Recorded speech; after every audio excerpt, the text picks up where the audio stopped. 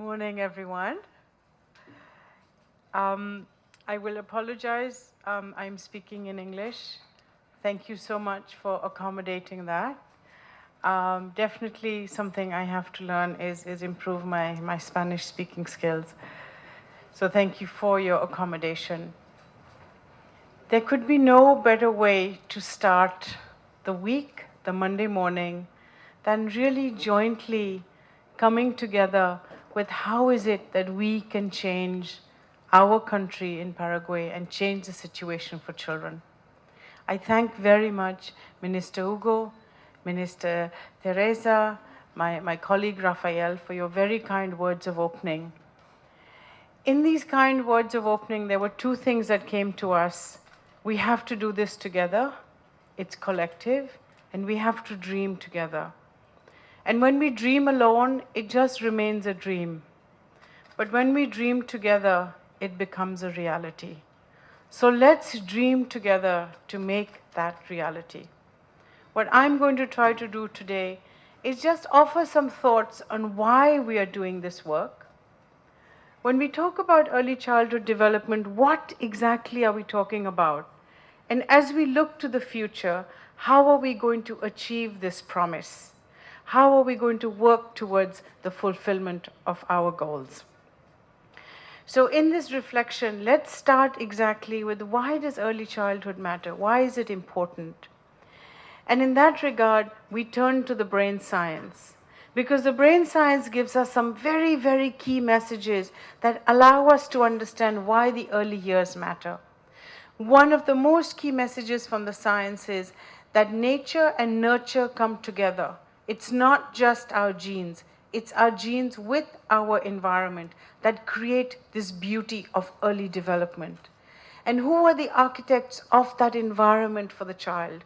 The family, the community, all of us. And when we provide the right environment, the brain has an exponential capacity to grow, to make these million connections per second. So remember, the first message from science is it's not just the genes, it's the environment. This is a tremendous message of hope. This is a tremendous message that's a call to action to each of us to change the environment. The second message from science is super clear. Timing matters. Early means early. Take care of children from the first 1,000 days of life onwards. Because what the research shows us is that children who get these early opportunities, we can convert that cycle of adversity. What we see here is two different data points. The lower one is looking at electrical activity in the brain, and the upper graphs are looking at cognitive functioning over the life course. This is looking at children who started life in very conditions of deprivation, where they had neglect, they were not taken care of. And it shows that when you intervene in the first 1,000 days of life, those children almost equal the children who never experienced adversity. And those are the two figures with a lot of red in them. You see that's a lot of brain activity. And these are children which just by intervening early, you can change life around. You can change these cycles of intergenerational poverty into intergenerational virtuous cycles of productivity. The third message is a very important one. We have talked a lot about the situation of malnutrition and stunting. What this third message from science tells us is that when we take care of the children in terms of their protection and their care, their ability to absorb the nutritional intake goes up. So we increase the effectiveness of the food children eat, of the nutrition they get. This is a very important message from the brain science because it has implications for how we coordinate our interventions. Message number 4 is that we need to prevent children from the experience of toxic stress. We all experience stress in our daily lives, but we have to help children not get that experience of chronic toxic stress that exists all through their lifetime, because that creates high levels of cortisol in the brain that start to reduce the ability of forming brain cell connections. So we have to prevent that. We have to improve the environment in which the children live, provide the protection they need, and we'll talk about how we can do that in our programmatic response. The fifth message from the brain science is one where we are looking at lifelong learning and stimulation. This is the one that talks about learning begins at birth. And this is a lifelong journey. All the talking we do with the baby, every time the baby looks at us and we look back, the baby is learning. You're firing up all those connections in the brain. That responsivity, those words, that stimulation, that hugging, that singing, that talking, all of that is feeding the brain. The brain is like a sponge, it's looking for it. And you feed it and it expands more and grows. And that creates lifelong conditions for learning and earning. So we know the critical ingredients to feed the brain.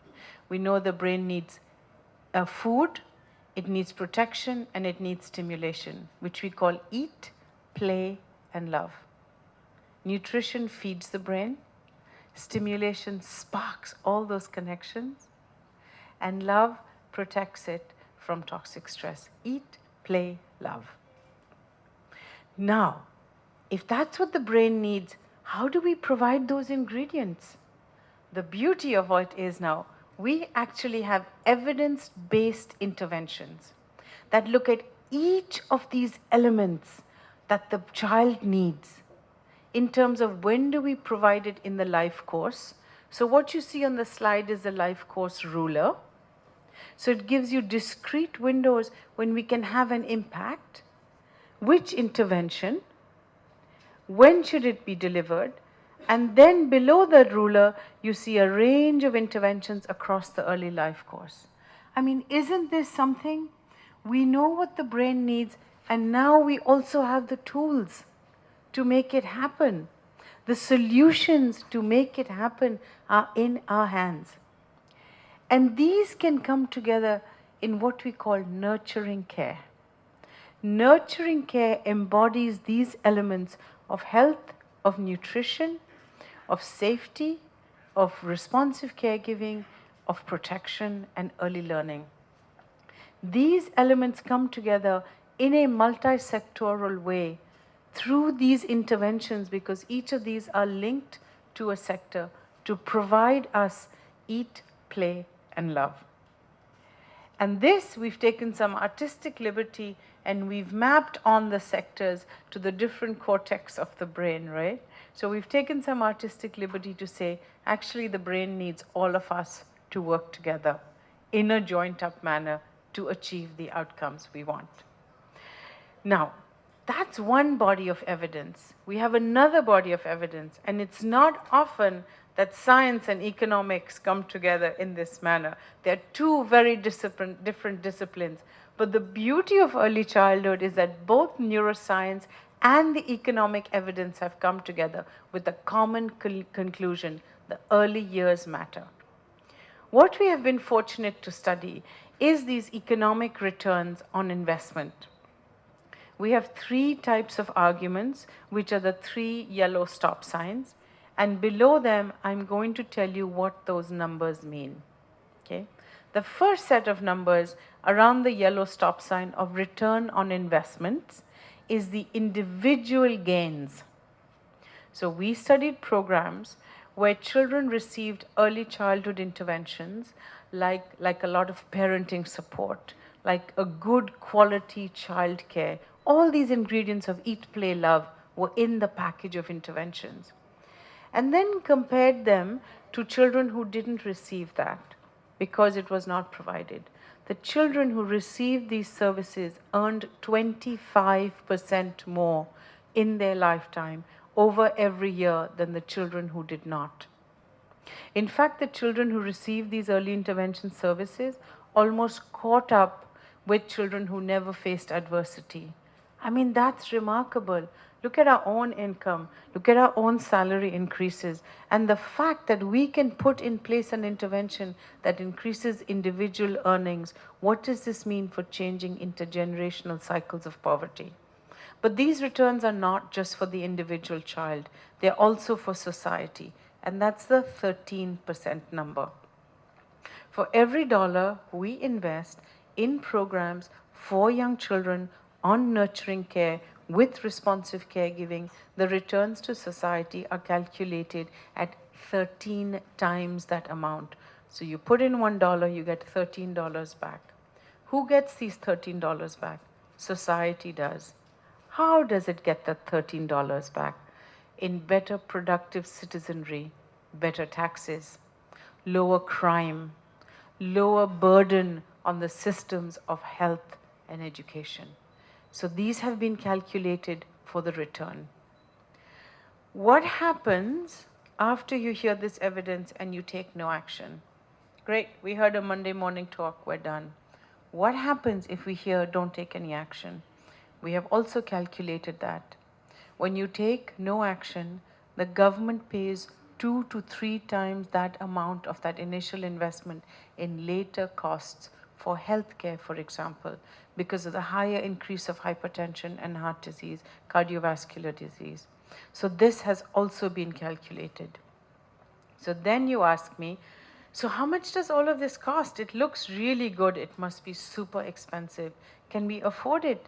Can my government afford it? And the answer is, it costs only 50 cents per family to add on these essential services of responsive caregiving and stimulation to existing delivery of basic health services. You tell me if that's an affordable cost or not. And if you are a clever investor, will you make that investment knowing the returns to society are 13%, the returns to individual is at 25% earnings, and the cost of inaction is quite a bit. What we really have with us right now is a global momentum. And it's often when these moments come in history, we must grab them. We must grab them because history has told us time and time again, those who recognize changes in history are the visionary leaders who take the world forward. And we have a moment in time in history.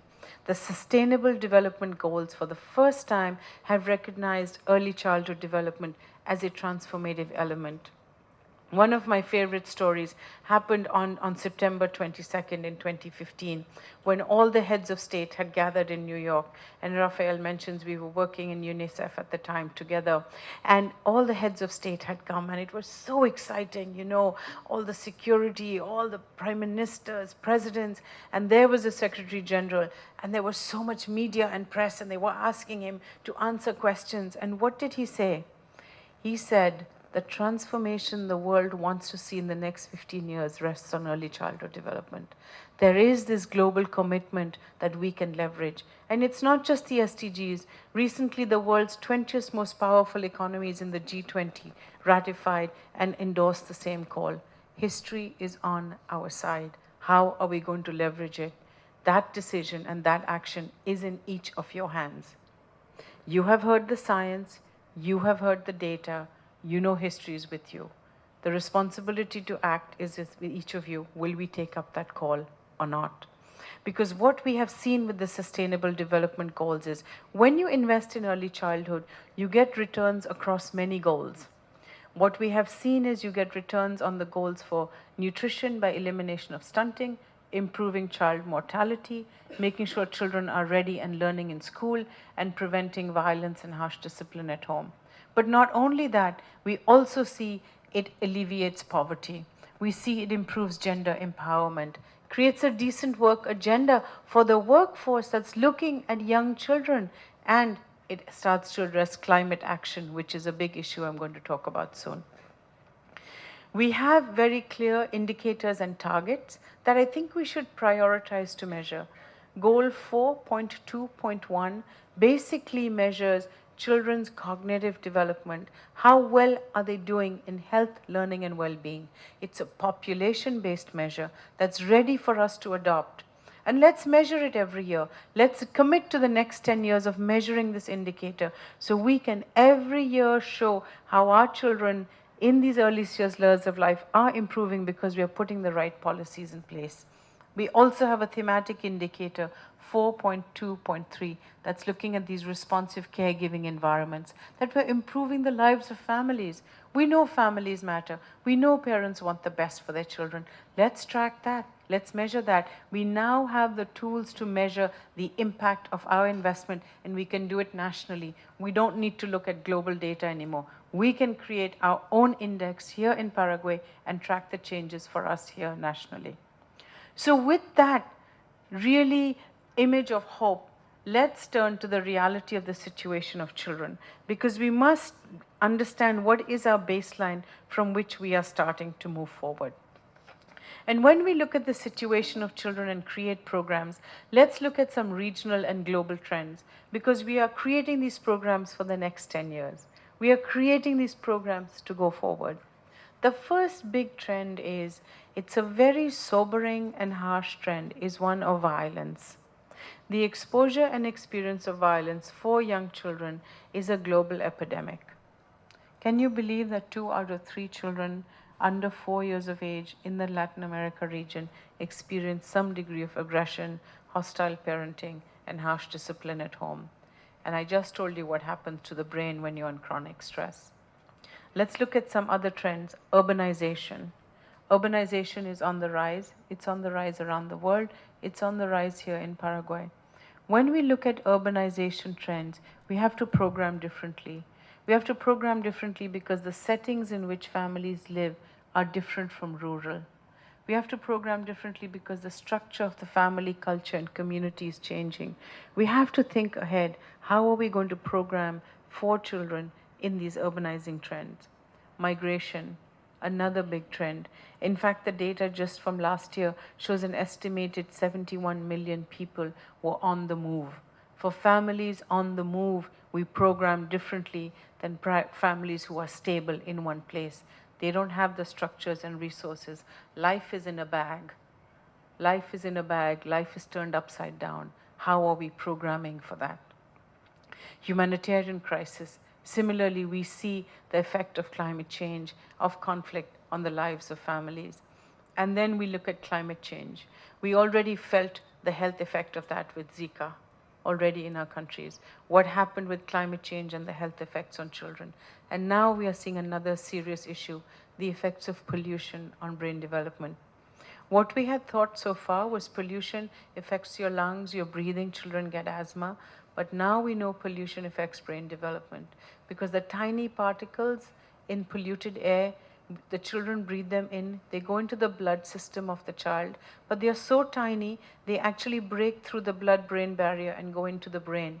And once they go into the brain, they start harming the gray matter of brain development.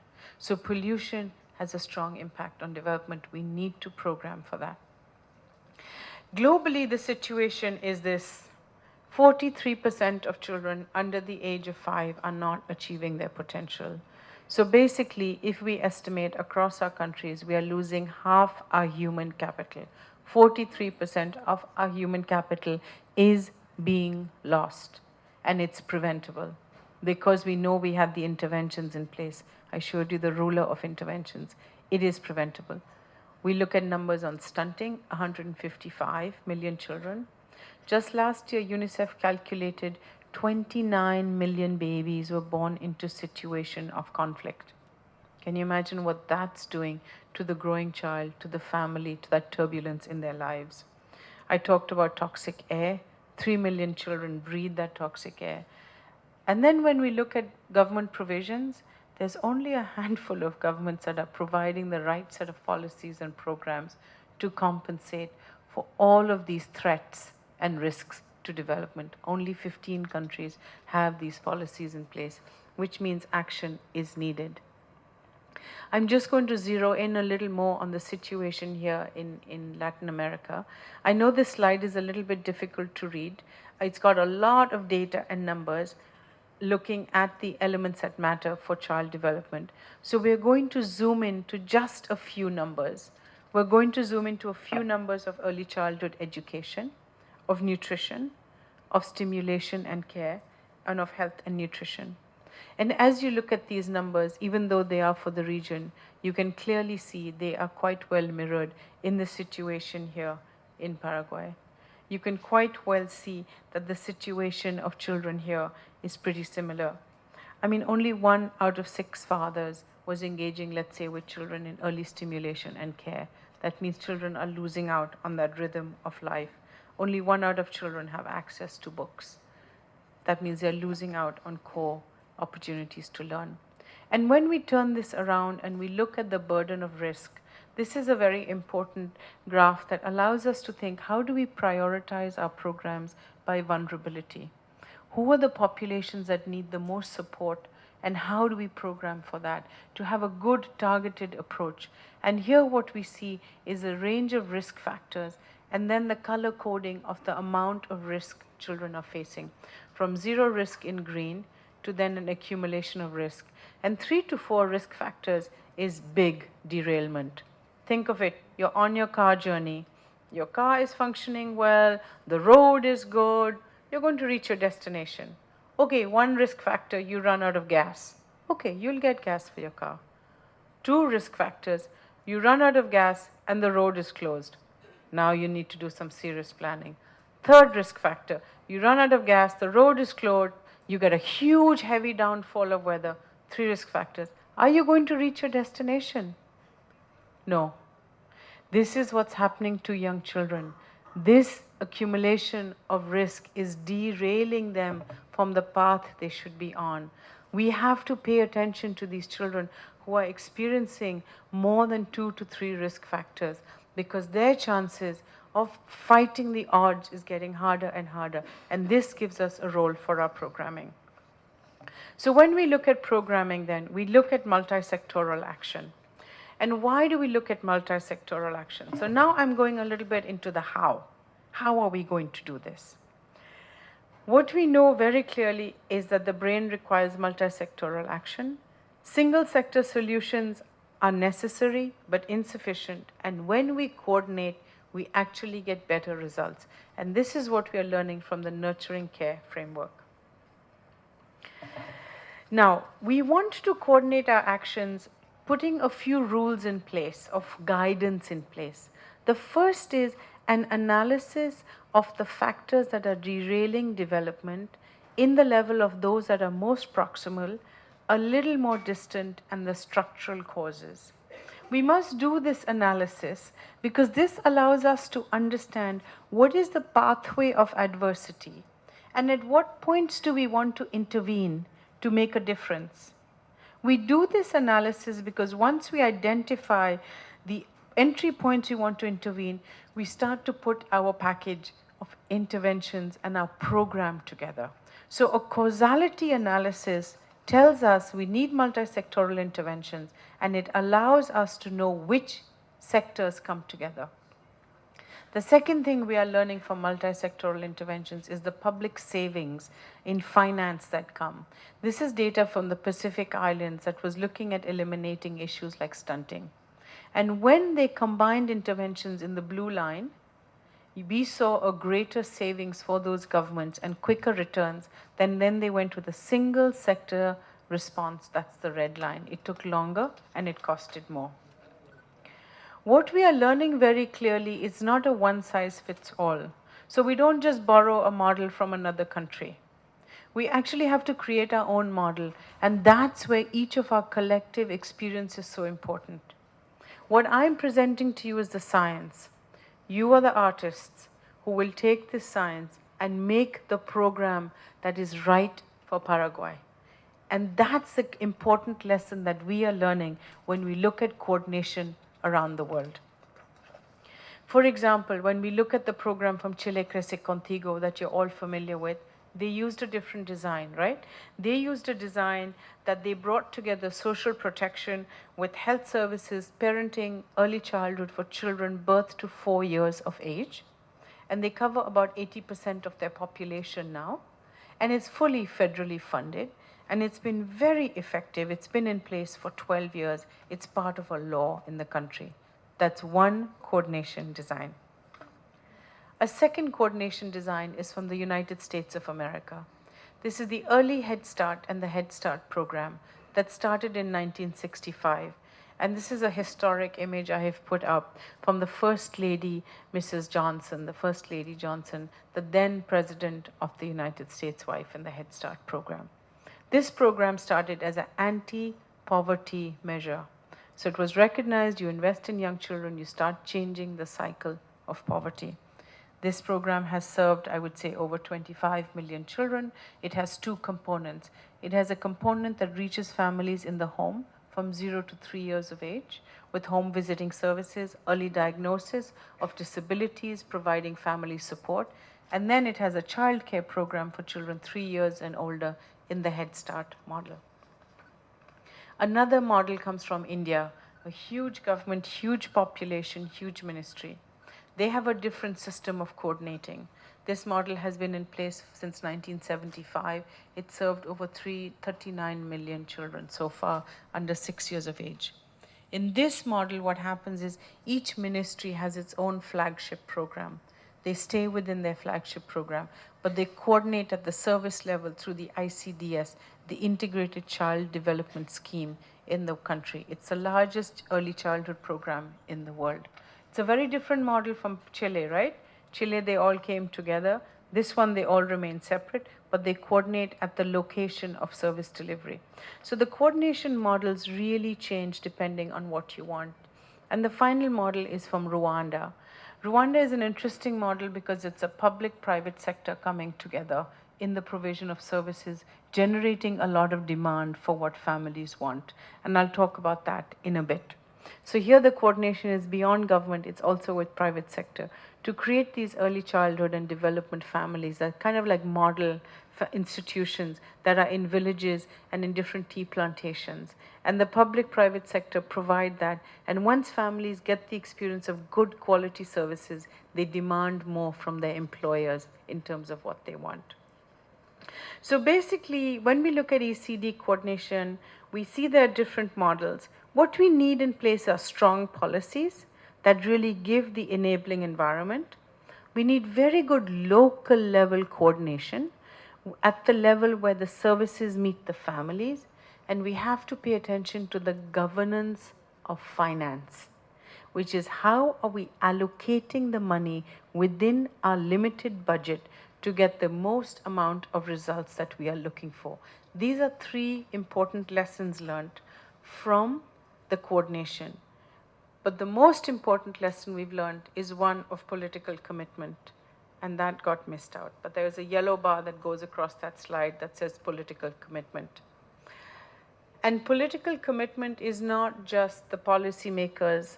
Political commitment is civil society advocating for what the population needs to make sure that commitment is in place. Political commitment is the different sectors working together to ensure that we do not deprioritize the issue of early childhood. And that's been a common factor across all the programs, and we published this in the Lancet a few years ago. All right, so now we come to the last part of our how, okay, which is how do we operationalize this integration of services for children. So we start with a simple image that we're going to now detail out. Each sector has its own intervention, right? You probably can think of one intervention per sector. If you had to think of something from health, maybe you'd say immunization. If you had to think of something from education, maybe you'll say pre-primary. Something from nutrition, you might say nutrition counseling. Something from social protection, you might talk about a cash transfer. Yeah? Each sector has its own intervention. Now, what we need to do is package those together, taking into consideration adversity. We talked about adversity, threats to development, what does the brain need, and the future trends we are programming for in society. We create that package of core interventions. And then we identify what are the delivery platforms from which we are going to launch these so they reach the families in a very systematic, system strengthening manner. Okay? So we'll go through those steps a little bit. I don't know how I'm doing on time, so I just want to be conscious I'm not overrunning time. If I'm okay, I'll keep going. All right. I don't see any red flags, so I'm okay. I know we have some folks who have to leave, so I don't want to take all the time. Are we doing okay on time? Yeah? Okay, super. All right. And how is everyone doing? Is this interesting? Did you know this? Yeah? You're liking it? If you smile, I'll know it's working. I want to see how many smiles I see in the room. A lot of good smiles? Yes? All right, super. Okay. So, what are the factors we need to consider when we start to put these interventions together? We have to answer 4 questions. What are we putting together? Where are we going to deliver it? Who delivers it? And we have to understand the demand or the beneficiary perspective, which I have to tell you is super keen when you talk about early childhood. What? Let's start with what. Your what is your critical ingredient that you know is going to make the difference in your programs. One example I'm really proud of is what Paraguay has done with Care for Child Development. Hats off to you. By the way, everywhere I go in the world, I talk about what Paraguay has done with Care for Child Development. It's truly brilliant. You have taken this effective tool that was developed by WHO and UNICEF that brings together the elements of responsivity, of play, of stimulation and care that are part of a basic set of messaging that is given and delivered by frontline workers to families for them to understand their role and how they can improve their engagement with children, how they can reduce harsh discipline, how they can reduce violence, how they can understand their child, how they can combine it with nutrition and care. And as I was saying, I just have been so impressed with the adaptations that have happened here in terms of bringing in families with disabilities. Even the translation into Guarani, it's tremendous. It's really fantastic what you have done in the identification of one effective tool, which is needed for the broader early childhood. It's not the all of early childhood, it's one tool, but you've been masterful in how you've translated it and used it. And then the manner in which you have started to integrate it in your existing delivery that you're doing through the Ministry of Education, through social development. And yesterday I was also fortunate enough to actually go to the municipality of Asunción and see the model there and see how it's being brought into the delivery in the local market in the center that was set up. And how you've taken the role from the backpack teachers, for example, the mother leaders, to incorporate care for child development. Add in, as my colleague says, you've added in the salt into cooking the water and enhance the taste of it by bringing in this key ingredient. And I know colleagues have put a display outside where you can see more of this. Okay, so that's the first step. You identify your what. You take that ruler that I had earlier on with all the interventions and you identify which ones are the ones you need because they're going to address the threats, the future programming, and the goals you want for children. The next question you're going to ask is, where am I going to deliver these interventions? Do the families come to health centers? Do we have to reach families in distant communities? Do most of the families come to child care centers? Where do most of the families come that we can identify this? Now, I will tell you this is the simplest part of our program design. Because actually children and families are only in 2 to 3 settings, right? They're either at home, they're at a clinic, they're at a child care center, or a counseling center. So it's not that we're looking at a lot of places where we can intervene. I'm just going to get myself a sip of water. Sorry. There are some characteristics of platforms and delivery platforms that are important to identify. The first is it should be fairly well developed in that it can accommodate your effective interventions. Second, it should be reaching quite extensively the families in need, the children you want to serve. It should have a pretty good coverage. It should have the ability to add on another intervention that's important, and it should be effective and affordable. And once we take these into consideration, we now have started to identify where we are going to reach the families. Because you can't just create a model somewhere and expect families to show up. You have to be where the families are, where the communities are. The next is who is delivering these services? Because the issue with early childhood development services is that it's not just commodities that are given. It's a service that's deeply foundational in human interaction. Children and parents need that human interaction. They need that support, that attachment, that trust. Think to yourselves, when you were raising your children, you went to trusted sources of information. You didn't just go to anyone, because your children are so important to us. We will go to a trusted source of information. So who delivers the services is very, very important.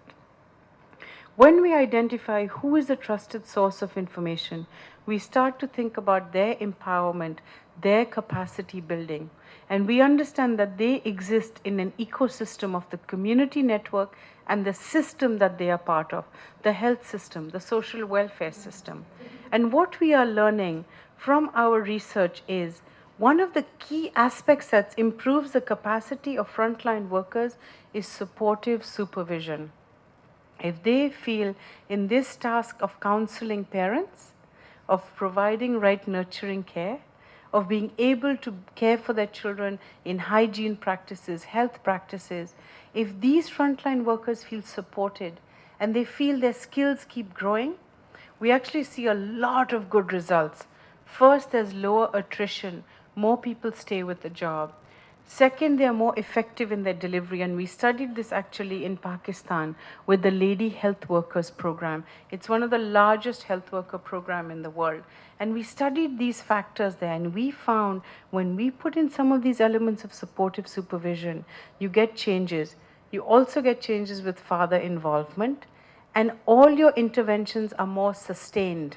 The family is more likely to keep the messages in mind. So who is a key investment factor? And finally, we have to look at what do families want. Parenting is very personal. It's very much a demand side. If you see, the marketing industry has done a good job in capturing that imagination of parents, right? And selling to them products that they think parents will want for their children. We need to do the same with our quality services. And Toys for Life was an amazing effort to make that happen, to capture the demand. Because when you capture this demand, then families start to go forward. They feel empowered to say, this is what we want for our children. They know what good looks like. We have a global campaign in UNICEF called Early Moments Matter. We're doing this in 144 countries. And what we're finding is that when you give the messages to parents that they matter, they are important for their child's development, in these very clear ways, we start to see a change occurring. We start to see more fathers involved, which is something we want to do here. We want to increase that involvement. And we see the messaging very, very simple, like eat, play, love, things that families can relate to. So really harnessing demand, I have to say we cannot forget that. We can do as much coverage as we want, but families won't come to the service unless it's something they are looking for and they want in place. And finally, I think we have to take very seriously the public-private sector coalition. We all come together as a full community for these family-friendly policies. Because when we have these policies in place, they're good for children, they're good for women, they're good for businesses, and they're good for the economy. And how does that happen? This is a bit of a complicated diagram, but what we see in the blue box is the diamond of actors that come together to make this happen. And actually, each one of us is part of this diamond. We can fit ourselves into this diamond, right? Now, there are 4 sets of policies. If we put in place, we actually make a change. Parental leave, breastfeeding breaks, affordable, accessible, quality childcare, and a child support grant, a financial grant for children. Each of these policies has proven to be very effective. Let's take the first one, parental leave. For every 1 month of leave extra that a mother gets, for example, the rates of child survival go up by 3% in high-income countries and 13% in low and middle-income countries. For every extra month of parental leave a mother gets, breastfeeding time duration goes up by 2 months, which we know leads to better health and immunity for the child. Another statistic, for every month of breastfeeding leave, of maternity leave that's provided, there's a 35% decline in diarrheal disease of young children. Children have better health, lower healthcare costs. So for each of these policies has been calculated the effect for children, for women, for economies, for businesses. And the business numbers are completely fascinating. When we look at the bottom line business results for factories, for agriculture, it's quite tremendous. But to make these policies come together intersectorally, we have to make 4 shifts. We have to shift our mind from maternal to parental. It's not just mothers, it's parental leave for both parents. We have to shift from infrastructure to people. Our policies are not good enough just to have them on paper. They have to be people-oriented. We have to have training and capacity in it. If parents want to take leave, managers should not discriminate against it. We should have safe spaces for mothers to breastfeed, to express milk when we are out in rural areas, when we are out in the farms, when we are out in our agricultural contexts. We move from individual to co-responsibility. That's the 3rd blue line, where taking care of children is not just the responsibility of the individual parents, it's society as a whole, it's the employer and the family. And finally, we move from a model of parental stress to family well-being. We make these 4 shifts with these 4 policies, and we start to see strengthened, supported families, the bedrock of society that makes us go forward. So I'd like to conclude with where I started, which is really the rights of the child. We all believe in these rights. We're celebrating this glorious time of 30 years, the 30th anniversary. Every child has the right to survival and development, and we need to take that right seriously. And in the words of the UNICEF Executive Director, we cannot build a more sustainable future without investing in those who will carry that future forward. So let's commit to that investment today. Let's commit to building on all the good work you've already been doing. Let's dream together, because I can guarantee you one thing. This dream that we dream together to make change will create a different Paraguay and give every child the best start to life. Thank you ever so much. Thank you.